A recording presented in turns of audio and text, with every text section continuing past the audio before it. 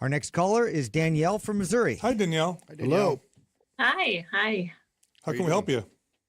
Well, I guess I'll just read my question, then I can give you guys some more context. Been a listener for a few years, and I really like your approach to fitness. At this point in my journey, I guess I need some direction. I am 5'7", 133 pounds, and InBody says I'm 18% body fat. However, visually, I disagree. I believe I'm higher due to the fat I carry around my belly area. I am trying to give myself a little grace in that area as I have had 3 C-sections, but I do believe I could be better. I lift weights 4 to 5 times a week, average 10,000 steps through walking my dog or longer walks with a weighted vest. I am also a stay-at-home mom. I've had a history of an eating disorder, started with anorexia until at some point my body had enough and I started binge eating. That was 10 years ago before having kids. Since then, I have undereaten at times to lose baby weight, and then I do end up overeating later. Right now, I'm eating around 2,000 calories a day, body weight and protein, not from shakes or bars, and little processed food. I don't feel like I could cut at all. I would end up overeating later, but I do want to lose some body fat. As for lifting, I have gotten stronger since starting to eat 2,000, but I still feel like overall I have a ways to go in strength. My squat is 115 pounds, deadlift 110, and bench 80. I don't feel like my physique is changing for the better at all, although weight remains stable, and I find myself still struggling to want to eat more. What should I be doing? Do I need to suck it up and just push through a cut, continue where I am even though I feel like I'm spinning my wheels, or attempt to increase calories and try not to fear the fat gain that comes with that? The last one. Yep. It's the last one. Got to bump calories and get stronger right now. And you're probably overdoing everything. So you have 3 kids. How old are they? Yeah. I guess it goes back to when I talk about the eating disorder piece of it. At one point in my life before kids, right around college, I was 220 pounds. So then I lost about 100 and then have never really wanted to like gain weight again because I fear going back to that spot. Of course. I totally get it. Yeah. Now, let's look at the context first also. You have 3 kids. How old are your kids? 9, 6, and 4. Yeah, so you're busy.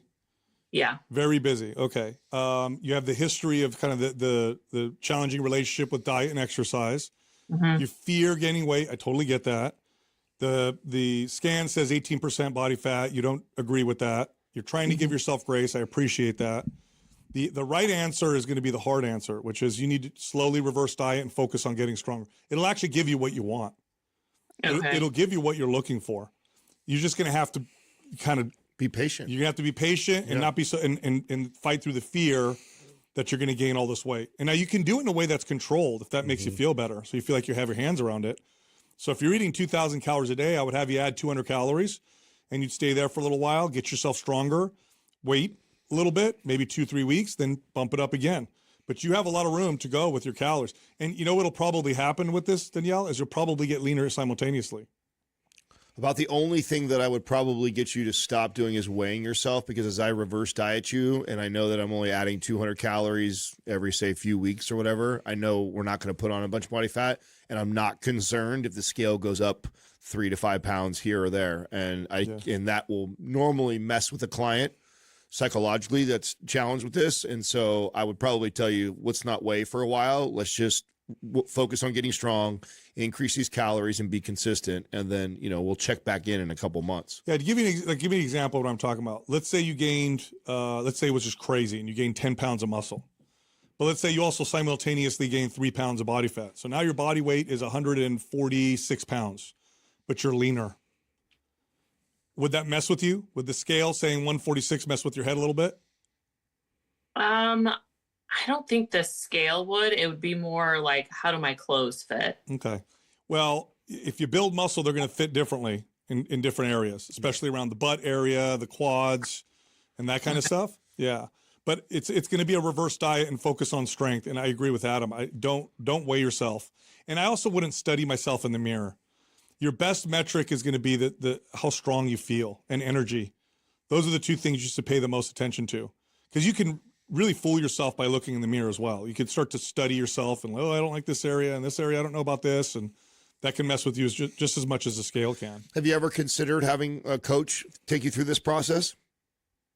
I haven't. I mean, having 3 kids and I'm a stay-at-home mom, so my husband's the one working. I feel like I should save the money for something else. One of my daughters also has a lot of orthopedic conditions, so we end up having tons of medical costs, and a coach is just not really in the budget for us. Yeah, that's totally understandable. Can you do the reverse diet? Is what I'm saying? Does that sound like something you can do, or is that too scary? No, I mean, I think I can do it. I guess I like think a lot about the future. Then I'm like, okay, after I reverse diet, do I have to try and then cut again? Because again, I guess that goes back to the fear. Then, like, I feel like right now there's no way I could cut. What if I end up then reverse dieting and feel like, nope, you can't cut again, and now you have all this extra body fat from That won't happen. diet. You could go as slow as you want. You can go as slow as you want. You could bump your calories 100 every 4 weeks if you want. You could take your time, but I don't think you should go backwards with calories at all. No. Especially with 10,000 steps, working out 4 to 5 You're times wearing a week. weight vest. You're doing the whole thing. Yeah. You're active enough and you're training enough to support well over 2,000 calories. Would you say then I'm probably under eating now? Yes. The Yes. 2000? Absolutely. 100%. But it's not horrible. You're not in a place where it's really bad, but you're low. And so we don't want to go any lower. In fact, in a perfect world, we end up taking you to a place, say 26, 27, maybe even 2,800 calories.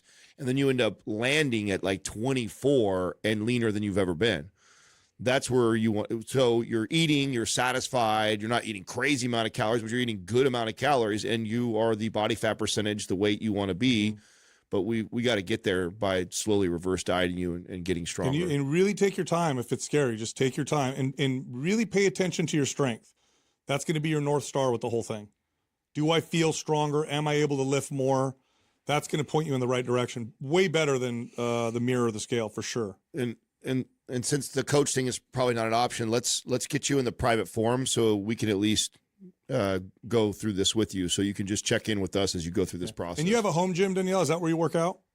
Yeah. So about 2 years ago, my husband bought a squat rack for me, and then I have adjustable dumbbells, and he's actually getting ready to upgrade it to some other stuff for me soon. Nice. Awesome. Can I send you Yeah. MAPS Anabolic? You want to follow that? Do you have that program?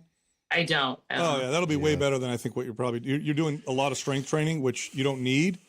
MAPS Anabolic would really move things in the right direction. I'll send that to you. Okay. Cool. Thank you. Thank you so got much. it. Yeah, thanks for calling in. Yeah. Thank you. You got it.